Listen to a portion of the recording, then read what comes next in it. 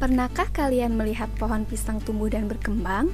Bagaimana ya caranya pohon pisang tersebut tumbuh dan berkembang? Hai semua, apa kabarnya hari ini? Semoga masih tetap semangat melakukan pembelajaran di rumah.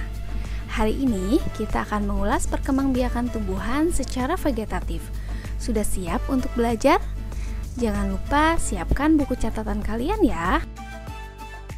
Perkembangbiakan vegetatif biasanya disebut perkembangbiakan secara tidak kawin karena tidak memerlukan sel reproduksi jantan dan sel reproduksi betina. Lalu bagaimana cara perkembangbiakannya ya? Vegetatif atau tidak kawin terjadi tanpa adanya peleburan antara sel reproduksi jantan dan sel reproduksi betina. Perkembangbiakan secara vegetatif bertujuan untuk menghasilkan tumbuhan baru atau yang memiliki sifat baru. Perkembangbiakan vegetatif dibagi menjadi dua, yaitu secara alami dan buatan. Yuk kita bahas lebih lanjut lagi. Vegetatif alami terjadi pada tumbuhan yang menghasilkan tumbuhan baru secara alami, langsung dari induknya. Jadi tidak ada bantuan dari makhluk hidup yang lainnya. Perkembangbiakan vegetatif alami dapat terjadi melalui beberapa cara. Yang pertama, tunas, di mana tumbuhan baru yang tumbuh di samping induknya. Contohnya, pisang dan tumbuhan suji, dan juga pohon bambu.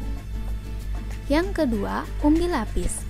Umbi lapis adalah lapis-lapis daun berdaging yang dapat membentuk tumbuhan baru. Contohnya bawang merah, bawang putih, dan bawang bombay. Selanjutnya ada umbi batang. Batang yang tumbuh di bawah tanah. Contohnya kentang ataupun ubi jalar. Selanjutnya umbi akar. Umbi akar adalah pertumbuhan tumbuhan baru melalui batang karena akarnya beralih fungsi sebagai cadangan makanan. Contohnya bisa kalian lihat ada tumbuhan wortel. Selanjutnya geragi, batang yang merambat di atas tanah. Contohnya bisa kalian lihat ada pohon stroberi yang batangnya merambat di atas tanah. Selanjutnya ada akar tinggal, batang yang menjalar ke dalam tanah. Contohnya kunyit, jahe, atau lengkuas. Selanjutnya spora, yaitu serbuk yang ada pada sporangium yang jatuh pada tempat tertentu. Contohnya lumut ataupun tumbuhan paku. Selanjutnya adalah perkembangbiakan vegetatif buatan. Perkembangbiakan vegetatif buatan terjadi pada tumbuhan baru melalui bantuan dari makhluk hidup lainnya, bisa manusia ataupun serangga. Perkembangbiakan vegetatif buatan dapat melalui beberapa cara, di antaranya yang pertama, cangkok. Cangkok adalah proses menumbuhkan akar tumbuhan pada batang tanaman.